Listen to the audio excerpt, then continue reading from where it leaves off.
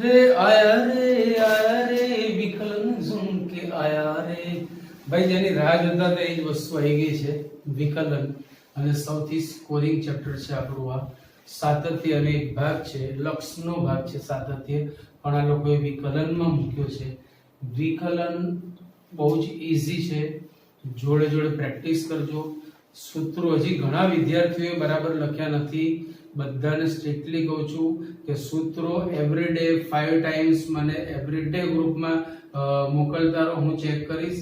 નહીંતર હું વાલી જોડે કોન્ટેક્ટ કરી અને બધાની ફૂલ કમ્પ્લેન કરીશ, અને તમે લૂઝર બનશો, મને પછી કોઈ વાંધો નહીં આવે. બરાબર. સો વિકલન આજે ચાલુ કરવા જઈએ છે.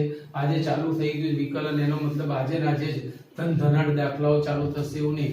જમણવાર ચાલુ થાય એટલે પહેલા મીઠાઈનો એક ટુકડો મળે, પછી ધીરે ધીરે બધું જમવાનું ચાલુ થાય. એમ અહીંયા આજે તો શરૂઆત થઈ છે એટલે એક સાથે જોરદાર આપણે ઈચ્છીએ એવા દાખલા ચાલુ થઈ જશે એવું નહીં માનતા. બધું ડેકોરેશન આજુબાજુનું પહેલા કરવું પડે. વિકલન તમે જોયું 11 માં બી ભણીને આવ્યા છો. એમાં પહેલો ટોપિક હતો વ્યાખ્યાની મદદથી વિકલન. એને થોડુંક રિવાઇઝ કરી લઈએ કારણ કે આપણને એની જરૂર પડવાની છે. વ્યાખ્યાની મદદથી વિકલન પહેલો ટોપિક આપણો આ લઈએ. વ્યાખ્યાની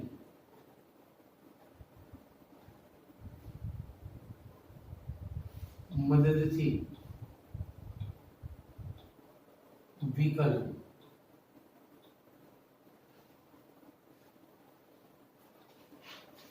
વ્યાખ્યાની મદદથી વિકલન. પહેલું f' x. આ પણ તમે જાણો છો, f' x એટલે વિધેય f નું x ની સાપેક્ષે વિકલિત. f' x એટલે વિધેય f નું x ની સાપેક્ષે વિકલિત. એની પહેલી વ્યાખ્યા આવી છે, limit h tends to 0 f of x plus h minus fx upon h. पहली व्याख्या आज limit h tends to 0 f of x plus h minus fx upon h. હવે અહીંયા તમે x plus h બરાબર t ધારો ને તો તમને બીજું સ્વરૂપ f' x નું આવું મળશે, equal to limit t tends to x ft minus fx upon t minus x. આને પણ x ની સાપેક્ષે વિધેય f નું વિકલિત કહેવાય. એની વ્યાખ્યા આ છે, બરાબર ધ્યાન આપજો. અને ત્રીજું એક સ્વરૂપ ચોપડીમાં આપ્યું છે, f' c એટલે અચળ c આગળનું વિકલિત. f' x લખીએ તો x આગળનું વિકલિત કહેવાય. એમ f' c લખીએ તો c આગળનું વિકલિત. Limit x tends to c fx minus fc upon x minus c. fx minus fc upon x minus c. આપણે તમને યાદ હોય તો 11મા ધોરણમાં સૌથી વધારે ઉપયોગ આપણે આ વ્યાખ્યાનો કર્યો હતો કે limit t tends to x ft minus fx upon t minus x. તમને યાદ હશે, બરાબર. અચળ આગળનો વિકલિત જોઈતો હોય, π/2 આગળનો વિકલિત, તો c ના સ્થાને π/2 ટીકાઈ દેવાના. સમજી ગયા આખી વસ્તુ? તો આ ત્રણ સ્વરૂપ આપણે જોયા હતા. એના પછી વિકલનના કેટલાક કાર્ય નિયમો છે. એ કાર્ય નિયમો પણ તમને યાદ હોવા જોઈએ. વિકલનના કાર્ય નિયમો.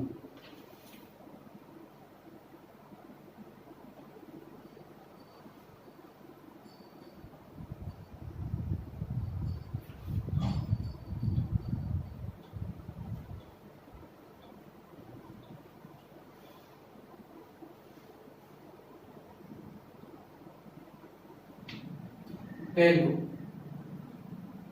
d/dx fx plus or minus gx equal to d/dx fx plus or minus d by dx gx લખાય. બીજું d by dx kfx કે અચળ છે. અચળ સંખ્યા એકલી આવે તો તેનું વિકલિત શૂન્ય થાય, પણ જો અચળ કોઈ વિધેયની જોડે ગુણાકારમાં આવે તો તે વિકલનની બહાર નીકળી જાય, એટલે કે બચી જાય. સો k into d by dx fx. ત્રીજો નિયમ છે ગુણાકારનો નિયમ છે. d by dx fx into gx equal to પહેલું એમનું એમ, બીજાનું વિકલન વત્તા બીજું એમનું એમ, પહેલાનું વિકલન. આ પણ તમે જાણો છો. આ બે વિધેય માટે જે મેં વાત કરી એ તમે 3 4 5 બધા જ વિધેય માટે લગાડી શકો છો. ધારો કે 3 વિધેય હોય તો પહેલા બે એમને એમ ત્રીજાનું વિકલન વત્તા પહેલું ત્રીજું એમને એમ બીજાનું વિકલન વત્તા બીજું ત્રીજું એમને એમ પહેલાનું વિકલન. આમ વારા પરથી વારો અને તારા પછી મારો બધાનું વિકલન થઈ જાય. ચોથો અને છેલ્લો કાર્ય નિયમ d by dx એટલે કે ભાગાકારનો નિયમ fx upon gx. d by dx fx upon gx આની વ્યાખ્યા આવી છે છેદમાં છેદનો વર્ગ અંશમાં છેદ ગુણ્યા અંશનું વિકલન માઈનસ અંશ ગુણ્યા છેદનું વિકલન. આટલી વસ્તુ આમ તો તમે ભણીને આયા જ છો, પણ કહું છું યાદ રાખવી જરૂરી છે, કારણ કે ડગલે ને પગલે આ બધી વસ્તુઓનો આપણે ઉપયોગ કરવાના છીએ. જો આ જ વસ્તુ તમને અલગ અલગ ચોપડીમાં અલગ અલગ રીતે જોવા મળશે. દાખલા તરીકે હું એમ કહું કે ભાઈ પહેલો કાર્ય નિયમ, તો તમને કોઈ બુકમાં આ રીતે બી જોવા મળે. જો બીજી રીત, પહેલો કાર્ય નિયમ fx plus or minus gx નો ડેશ. ભાઈ ડેશ એટલે પણ વિકલન જ છે. fx plus gx plus or minus gx નો ડેશ એટલે f dash x plus or minus g dash x. આનું ને આનું અર્થઘટન એક જ થયું, કોઈ ફેર નથી, સંકેત બદલાયો. કેટલીક જગ્યાએ આ જ નિયમ તમને આમ પણ જોવા મળે, કે d by dx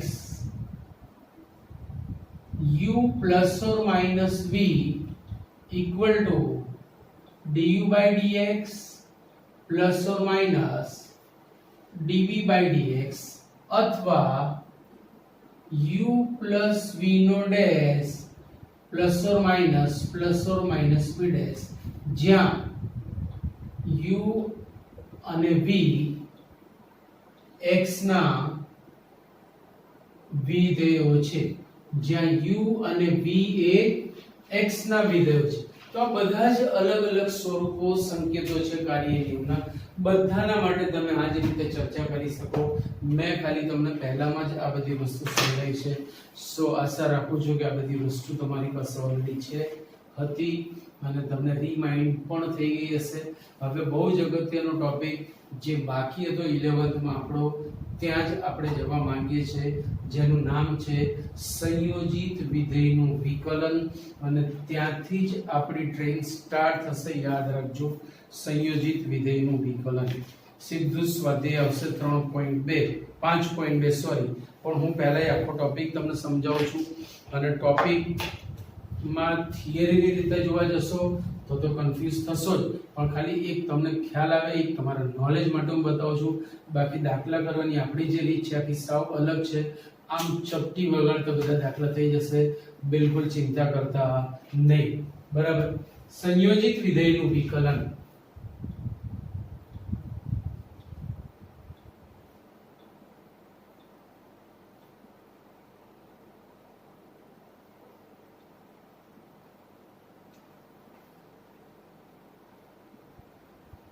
દાખલા તરીકે અત્યાર સુધી ઘણા બધા દાખલાઓમાં આપણને પ્રશ્નો હતા કે ભાઈ sin x નું વિકલિત cos x છે, x ની સાપેક્ષે sin x નું વિકલિત cos x છે,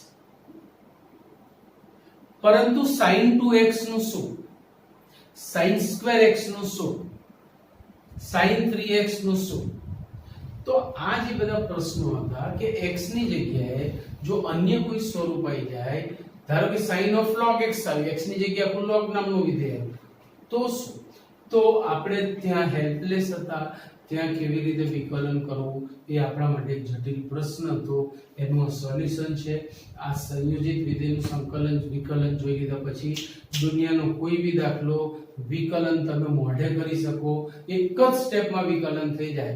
હા, પછી સાદુરૂપ આપવા માટે તમારે ઘણું બધું લખવું પડે, એ જુદી વસ્તુ છે, પણ વિકલનની ક્રિયા તમારી એક જ સ્ટેપમાં પૂરી થઈ જાય, યાદ રાખજો. રાઈટ? સો સંયોજિત વિધેયનું વિકલન. સંયોજિત વિધેય એટલે બે વિધેયોનું સંયોજન. તમે જાણો છો, આપણે પહેલા ચેપ્ટરમાં ભણીને આવ્યા છીએ. જો g circle f dash x, આ છે f અને g નું સંયોજિત વિધેય.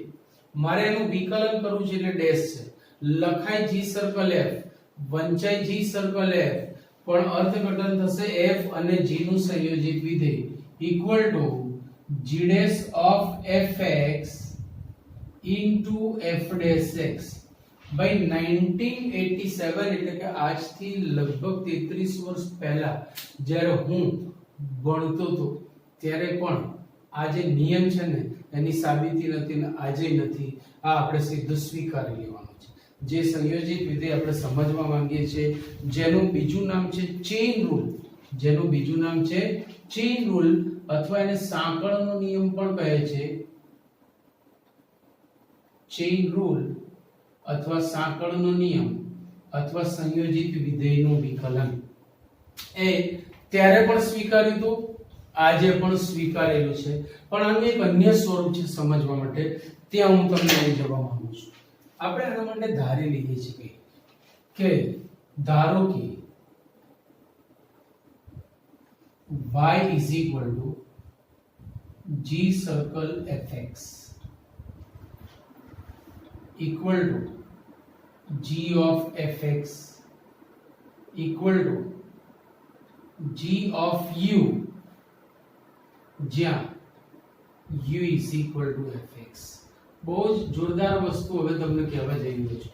મેં આવતાની સાથે જ કીધું કે આજે વિકલન ચાલુ થયું એટલે આજેના જે ધોધમાર દાખલાઓ ચાલુ થઈ જશે એવું નહીં માનતા. આ આપણા અમદાવાદના ચોમાસા જેવું છે, થોડોક છાંટા પડીને બંધ થઈ જાય, પછી ધીરે ધીરે આવે, પછી એવા ટાઈમે આવે કે આપણે હેરાન થઈ જઈએ. ટ્યુશનના ટાઈમે જ બંધ થઈ જાય, બાકી આખો દિવસ પડ્યો હોય એટલે પાછું ક્લાસમાં જવાનું મન થાય નહીં અને જવું પડે. જઈએ એટલે પાછું ત્યાં ધોધમાર તૂટી પડે અને આવતા પલાળી નાખે. સો વરસાદ જેવું કામ છે. વિકલન એકદમ દાખલા ચાલુ નહીં થઈ જાય, પહેલા બહુ બધું ડેકોરેશન કરવું પડશે જેથી કરીને આપણી એન્ટ્રી પડે તો એ આપણને વેલકમ કરે. બરાબર છે? મેં ધારી લીધું y equal to g circle fx, મેં આ રીતે લખ્યું, fx ના સ્થાને u ધારીને તો એક ચેન બને. અહીંયાથી એવું કહેવાય, અહીંયાથી એવું કહી શકાય કે ખરેખર y x નું વિધેય છે, પણ જ્યારે હું આવું લખું છું ત્યારે y u નું વિધેય થઈ જશે અને u x નું વિધેય થશે. બરાબર સમજો. બધી જ વસ્તુ હું તમને એ કહેવા માંગુ છું ફરીથી. y equal to g circle fx, હવે આની જગ્યાએ મેં u લખ્યું, તથા y equal to gu and u is equal to fx. બરાબર સમજો. અહીં y એ u નો વિધેય છે. y is a function of u and u is a function of x. એટલે y નો મેસેજ u ને મળે છે અને u નો મેસેજ x ને મળે છે. એટલે ખરેખર y નો મેસેજ તો x ને મળે છે, પણ પહેલી નજરે y નો મેસેજ મળ્યો u ને, u નો મેસેજ મળ્યો x ને. એટલે એક ચેઇન બની. કેવી ચેઇન બની કે y ના જે કઈ સંદેશા છે u પાસે જાય છે, u ના જે કઈ સંદેશા છે x પાસે જાય છે. એટલે ખરેખર y ના સંદેશા જાય છે તો x પાસે જ, પણ વાયા. તો આ જ વસ્તુ આપણે અહીંયા સમજવાની છે, યાદ રાખજો. બીજું એક વિધાન બરાબર મગજમાં ફિટ કરી લેજો. જેનું વિધેય હોય તેનું તેની સાપેક્ષે વિકલન કરો. જેનું વિધેય હોય તેનું તેની સાપેક્ષે વિકલન કરો. ફરીથી, જેનું વિધેય હોય તેનું તેની સાપેક્ષે વિકલન કરો. ચલો, y કોનું વિધેય છે? x નું, તો x ની સાપેક્ષે વિકલન. y નું x ની સાપેક્ષે વિકલન એટલે dy/dx તમે જાણો છો. g સર્કલ fx નું x ની સાપેક્ષે વિકલન એટલે g સર્કલ f'(x) આમ પણ લખી શકાય. તથા અહીંયા જો y કોનું વિધેય છે? u નું, તો u ની સાપેક્ષે વિકલન કરો.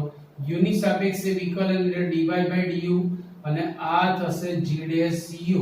હવે u ની જગ્યાએ હું પાછું fx ટીકાઈ શકું, કેમ તો કે આપણું કામ પૂરું થઈ ગયું. ભાઈ અહીંયા u કોનું વિધેય છે? x નું. u x નું વિધેય છે એટલે u નું x ની સાપેક્ષે વિકલન કરો. સો du/dx f'(x). આવી આપણે એક ચેન બનાવી, તમે જોઈ શકો છો. y ખરેખર છે x નું વિધેય, પણ આપણે y ને u નું વિધેય બનાવ્યું અને u ને x નું વિધેય બનાવ્યું. આમ એક ચેન બનાવી. હવે આ બધી જ વસ્તુ હું અહીંયા એપ્લાય કરી રહ્યો છું. જે પરિણામ સ્વીકૃત છે આપણે સ્વીકારી લેવાનું છે. એની વાત કરીએ તો g circle f'(x) equal to g' of fx into f'(x). ચલો, હવે આપણે ધારેલા સંકેતોમાં મૂકીએ તો g circle f'(x) is dy/dx equal to g' of fx is dy/du into f'(x) એટલે du/dx. બીજી એક અગત્યની વસ્તુ, વચ્ચે ઇન્ટુ નો સંબંધ આવ્યો છે કે ભાઈ y હતું x નું વિધેય, આપણે y ને u નું વિધેય બનાવ્યું, u ને x નું વિધેય બનાવ્યું, ત્યાર પછી dy/du du/dx આવ્યું. એટલે આ du વધારાનું આવી અને આપણું કામ આસાન બનાવતું ગયું. એનું અર્થઘટન એવું થાય. તો જો y હતું x નું વિધેય, પણ મેં y ને u ને x નું વિધેય બનાવ્યું અને ચેન બનાવીને આપણે આખું વિધાન આવું લખ્યું. તો આ જ વિધાન આપણે આમ લખી શકીએ. આમ જો y એ u નું, u એ v નું, v એ w નું, w એ થીટા નું અને થીટા એ x નું વિધેય હોય તો, થીટા એ x નું વિધેય હોય તો ખરેખર કોણ કોનું વિધેય થયું? તો કે y નો મેસેજ મળ્યો u ને, u નો v ને, v નો w ને, w નો થીટા ને, થીટા નો x ને. તો ખરેખર y નો મેસેજ મળ્યો x ને, પણ y તો આપણે એને કેવી રીતે વિકલનમાં લખી શકીએ? તો આપણે y નું ખરેખર x ની સાપેક્ષે જ વિકલન કરવા માંગીએ છીએ, પણ y નો સંબંધ છે u જોડે એટલે dy/du into du/dv into dv/dw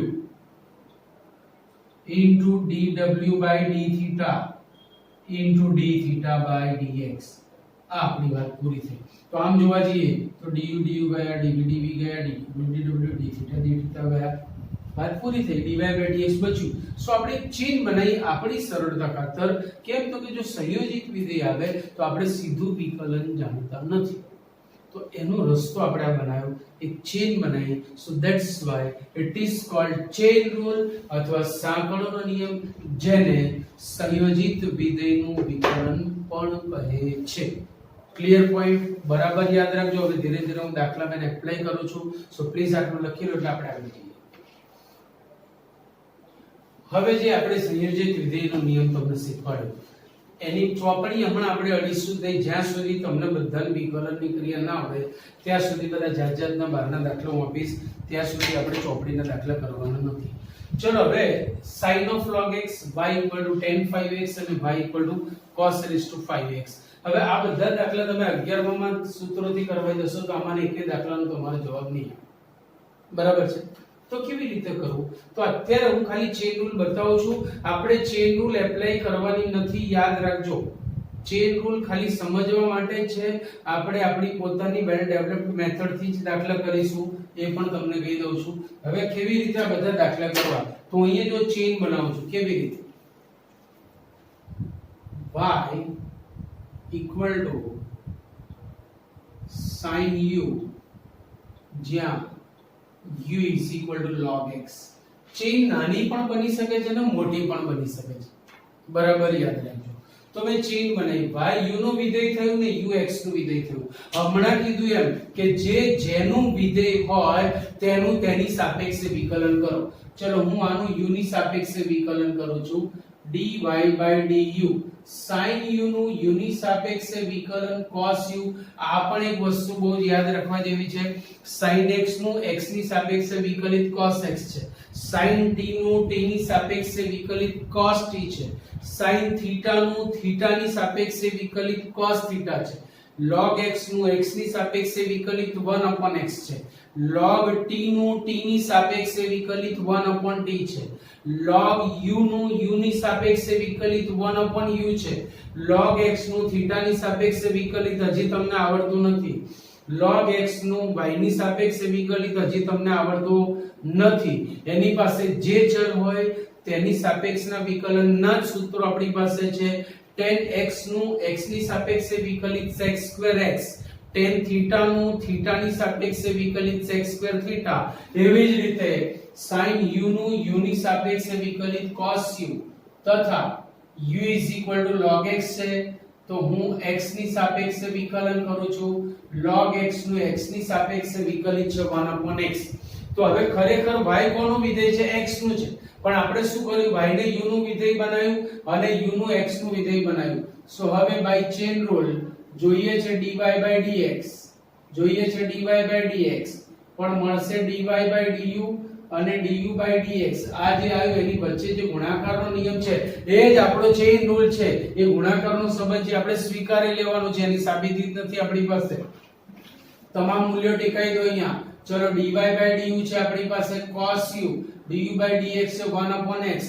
u તો આપણે વધારાનો દાખલ કરેલો ચલ છે, એને પાછો દૂર કરીએ તો u ની જગ્યાએ log x ટીકાઈ દો તો cos of log x અચી નથી, કાંઈ જ દમ નથી, બહુ જ આસાનીથી થઈ જશે.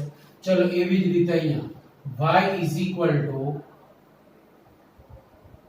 tan u, જ્યાં u is equal to 5x. બોલો કોણ કોનું વિધેય હતું? y x નું વિધેય હતું. મેં y ને કોનું વિધેય બનાવ્યું? u નું. અને u ને કોનું વિધેય બનાવ્યું? x નું. તો y એ u નું અને u એ x નું વિધેય છે. u નું વિધેય છે તો u ની સાપેક્ષે વિકલન કરો. tan x નું x ની સાપેક્ષે વિકલિત sec2x, tan થીટા નું થીટા ની સાપેક્ષે વિકલિત sec2 થીટા, tan u નું u ની સાપેક્ષે વિકલિત sec2u તથા u x નું વિધેય છે du by dx. પાંચ અચળ ગુણાકારમાં બચી ગયા અને x નું વિકલિત 1 છે. તો હવે જોઈએ છે ખરેખર dy by dx. સો હવે dy by dx equal to dy by du into du by dx. તમામ કિંમતો ટીકાવતા. what is dy by du? sec2u. du by dx 5, u ની કિંમત પાછી મૂકી દો. સો sec2u છે આપણી પાસે 5x. ડન. કેટલું ઈઝી, બરાબર છે. ચલો એના પછી છેલ્લી ને 35 દાખલી. હું અહીંયા પણ u ને દાખલ કરું છું. y is equal to u raised to 5, જ્યાં u is equal to cos x. આને તમે આમ પણ સમજી શકો છો, આનું અર્થઘટન આમ પણ થાય, બરાબર છે. cos x whole raised to 5 meaning is this. ચલો મેં ખરેખર y કોનું વિધેય હતું? x નું. મેં એને કોનું વિધેય બનાવ્યું? u નું. y u નું અને u x નું વિધેય થયું, ચેન બની. ચલો y નું u ની સાપેક્ષે વિકલન dy by du, x raised to n નું x ની સાપેક્ષે વિકલિત n x raised to n minus 1. તો u raised to 5 નું u ની સાપેક્ષે વિકલિત 5u raised to 4 તથા u equal to cos x છે, x ની સાપેક્ષે વિકલિત, cos x નું x ની સાપેક્ષે વિકલિત માઈનસ sin x, આપ સમજી શકો છો. સો હવે ચેન બનાવો. હવે dy by dx equal to dy by du into du by dx equal to dy by du is what?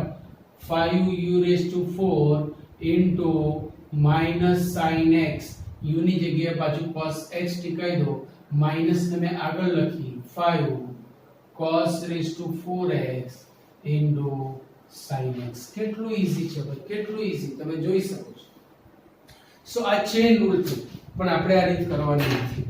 છતાં તમને ફર્ધર પ્રેક્ટિસ માટે સમજ પડે એટલા માટે હું થોડાક દાખલા આપું છું, 4 કે 5 દાખલા. તમારે અત્યારે આ જ રીતે કરવાના છે.